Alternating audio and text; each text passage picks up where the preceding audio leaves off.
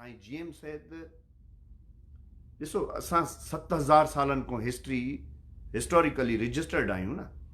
3.5 सालनि खां वठी त सिंध जी मुस्तनिद तारीख़ थी मिले महाभारत खां वठी। हज़ारनि सालनि खां 2-3 हज़ार साल थी विया, हिन वक़्तु तख़मीनो नथो लॻायां, पर वेदास जेके लिखिया विया हुया तक़रीबन 2500 साल उन्हनि खे थी विया, जेको आहे 2500-3000 साल उन्हनि खे थी विया, त उन में सिंध जो ज़िक्र आहे। त हिकिड़ी 7000 सालनि खां मुस्तनिद असां वटि हिस्ट्री आहे।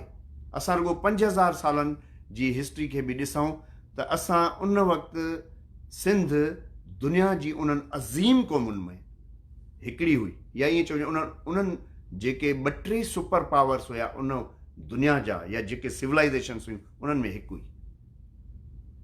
ऐं थी सघे थो उन्हनि खां अॻिते हुजे, छो जो असां वटि मुनज़म sewerage system, common swimming pool, रहाइश जे लाइ घर, सिस्टमेटिक शेयर, कपिड़ो पाइण जे लाइ, ऐं सफ़री ईजाद, फीथो पहिरीं ईजाद, ट्रांसपोर्टेशन, ॾांद गाॾी, त उहा क़ौम छाजे करे अॼु आसमाननि ते न आहे, अॼु ज़वाल पज़ीर आहे। इन जे करे जो असां पंहिंजा क़ौमी असलूब छॾियासीं, असां जेको आहे ॿियनि असरनि में फाथासीं, ऐं उन जो वॾे में वॾो सबबु असांजी ग़ुलामी। हाणे असां हिकिड़ी वॾी क़ौम रहिया आहियूं। सिंध हिकिड़ो वॾो अज़ीम शान मुल्क ऐं अज़ीम शान सिंधी क़ौम रही आहे, पर सिंध जी सिंधियत जेकी आहे, उहा जेकी क़ौम आहे, उन जी जेकी शिकिल आहे उहा अहिड़ी न हुई जेकी साईं GM सैद ठाही। कॾहिं मज़हबनि जी बुनियाद ते, कॾहिं तरीक़त जी बुनियाद ते, कॾहिं नस्लनि जी बुनियाद ते, कॾहिं धंधनि जी बुनियाद ते असां हिकिड़ी नेशन रहिया आहियूं, सिंधी असां रहिया आहियूं। पर हिननि जदीद बुनियादनि ते सिंधी हिकिड़ो लॉजिक ठाहे असांखे सिंधी करण वारो साईं GM सैद, जंहिं हिकिड़ो लॉजिक ठाहियो, सॼी शइ खे साइंटिफिकल अंदाज़ सां मुरतिब कयो, रिलीजन खे रिएक्ट कयईं, रिलीजन खे बंदि ॾिनई, सम्झई नासूर आहे, नाहक आहे, ग़लति आहे, रॉन्ग आहे, जीअं ॾिठो आहे मूं जहिड़ो दस्तावेज़ थीसिस लिखी, केरु चैलेंज करे ॾेखारे, जीअं ॾिठो आहे मूं खे इंतिहा पसंदी जी क़बर खोटे छॾी। अॼु न 50s में 60s में, माना 60s में 50s में साईं GM सैद खे ख़बर हुई त फेनेटिज़म छा आहे, फंडामेंटलिज़म, इस्लामाइज़ेशन वधे पई, या साड़ींदी असांखे वियाना में साईं जेको स्पीच कई आहे, जेको चयो आहे उन में छा आहे, मूंखे सन यादि नथो अचे, 51 या 52 में हुन छा थो चवे त हीअ अॼु जेकी जंहिंखे तव्हां पैन इस्लामिज़म खे सपोर्ट कयो था, इहो अॼु असांखे साड़े रही आहे, सुभाणे तव्हांखे अची साड़ींदी। ईअं थियो आहे या न थियो? नंबर 2, जीअं ॾिठो आहे मूं जहिड़ो एॾो वसी किताब दलीलनि सां सिंधु देश छो ऐं छा लाइ हिकिड़ी क़ौम ऐं मुल्क जी तश्कील पियो करे, त बाबा जंहिं वटि जियोग्राफियाई हदूं हुजनि, इकोनॉमिक इंट्रस्ट हुजनि, हिकिड़ी ॿोली हुजे, हिकिड़ो कल्चर हुजे, उनखे पंहिंजा इकोनॉमिक इंट्रस्ट हुजनि, क़ौम पियो ठाहे जदीद बुनियादनि ते। ऐं ही जेकी सिंध जी मौजूदा धरती आहे, इहो सिंधु देश आहे, ताकि असांजो को बि, छो जो सिंध जूं जा बॉर्डर्स जेके आहिनि कंहिं ज़माने में क़ब्ल मसीह में इवन जेको आहे पोइ बि उहे बाउंड्रीज़ जेके आहिनि इहे न हुयूं, उहे त वसी हुयूं। उहो त पोइ बलूचिस्तान जो काफ़ी हिसो, पंजाब जो काफ़ी हिसो, माना हिंदुस्तान जो जा कुझु इलाइक़ा उहे त सिंध जे अंदरि हुया। त पोइ उन सॼी डिस्कशन खे उन कहिड़े नमूने सां, हुन सुहिणे नमूने सां अची हतमी शिकिल ॾिनी त बाबा सिंध जूं जेके मौजूदा सरहदूं आहिनि सिंधू देश असां उते ठाहींदासूं। असांजा बलूच बि ॿाहिरि आहिनि, जेकी लैंड उन्हनि जी आहे, जेकी ज़मीन उन्हनि जी आहे, अलाह उन्हनि खे बख़्शे ॾे, उन्हनि खे आज़ादी ॾे, उहे असांजा ॿाहिरि आहिनि, सोट मासात आहिनि, असांजो रतु आहिनि। ऐं सिराइकी बि असांजा ॿाहिरि आहिनि, असांजा सोट मासात आहिनि, असांजो रतु आहिनि। असां उन्हनि जी आज़ादियुनि ते बि ख़ुशि आहियूं। सिंधू देश छो ऐं छा लाइ में हुन दलीलनि सां साबित कयो त सिंधी हिकिड़ी जुदा गाना क़ौम आहे। सिंध उन्हनि जो वतन आहे जेको मुकमिल तौर ते ग़ुलाम आहे ऐं आज़ादी उन्हनि जो हक़ आहे ऐं आज़ादी पॉसिबल आहे। उनखे अञा वधाए लतीफ़ खे माण्हू जेको आहे पीर करे पिया पूॼनि न।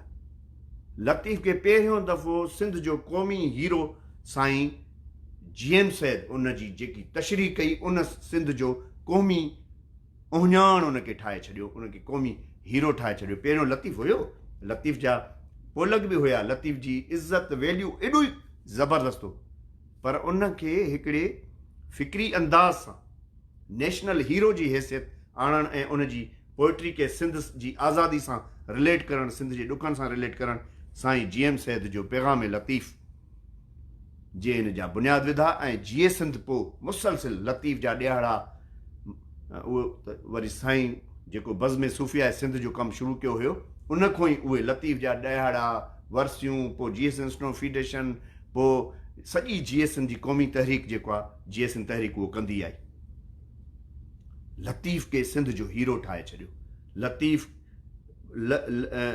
लतीफ़ जेको सिर्फ़ पीर तौरु माण्हू उनखे सम्झी रहिया हुया, साईं चयो न, लतीफ़ सिंध जो रहबर आहे, असांजो रहबर आहे, जंहिं पंहिंजे दौर में असांजे ईंदड़ हालतुनि जे लाइ उन्हनि हालतुनि में जिन में रहे पियो ऐं उन हालतुनि खां अॻियनि हालतुनि ते हुन सॼो असांखे तशरीह करे सिंध सम्झाई आहे। साईं उन ते तफ़सीर ॾिनी, एक्सप्लेनेशन ॾिनी, साईं उनखे घोटे असांजे दिमाग़नि में विधो, पैगाम लतीफ़ लिखी।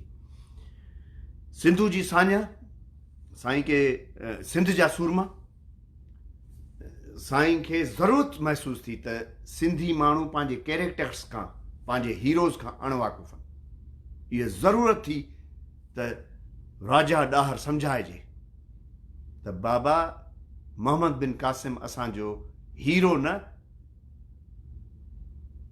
पर उहो ज़ालिम जेको आहे, जाबिर जेको आहे, सिंध जो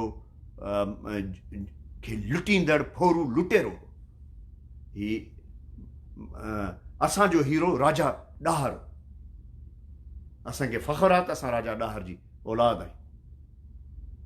उन अहिड़े नमूने सां सिंध जे सूरमनि में सभु सिंध जा सूरमा एक्सप्लेन कया, उन्हनि खे पंहिंजी हैसियत सां उन्हनि खे एक्सप्लेन कयो, जीअं सिंधी माण्हू पंहिंजे हीरनि खां वाक़ुफ़ु थी सघनि। पोइ साईं सिंधू जी साञा थो लिखे, ऐं सिंधू जी साञा में साईं सिंधू देश खां बि वधीक वॾी केस स्टडी करे जेको आहे सॼी दुनिया जे लाइ, उहो न सिर्फ़ु सिंधियुनि पर सॼी दुनिया जे लाइ उन केस खे मुस्तनिद थो करे। ऐं सिंधू जी साञा ॿिनि सूरतनि में छपियो, हिकिड़ो सिंधी में बि ऐं ॿियो अंग्रेज़ी में बि, जेको अंग्रेज़ी में असांखे काफ़ी कापियूं साईं जे वफ़ात खां पोइ साईं जे जीअरे सारी मूंखे मिलियूं हुयूं, जेके मूं हुते ब्रिटिश लाइब्रेरी हिते ॿिनि टिनि कांग्रेसी लाइब्रेरी में, ॿियनि में टिनि में, ऐं कुझु अहम माण्हुनि खे ॾिनियूं हुयूं। ऐं आख़िर में जेको साईं जो आख़िरी किताबु असांजे लाइ मशअले राह आहे, जंहिंमें हिकिड़ी ब्रीफ स्टोरी आहे, सॼी सियासी स्टोरी, उहो आहे सिंध ॻाल्हाए थी। सो हेॾी वॾी इल्म जे हूंदे जेकॾहिं असांजा नौजवान उन शइ खे न सम्झंदा, मुंहिंजा मिठा, ऐं न पढ़ंदा, त इहो ॻांढापो ऐं इश्क कीअं हलंदो। ॾिसो, साईं GM सिंध जी क़ौमी तहरीक खे ख़तमु करण जे लाइ दुनिया में, ॾिसो कंहिं बि फ़िकिर, असांजे फ़िकिर खे सिंध जी क़ौमी तहरीक खे ख़तमु करण जे लाइ हुननि खे छा खपे, हुननि पहिरियों अटैक कंहिं ते कयो आहे? उहो साईं GM सैद ते अटैक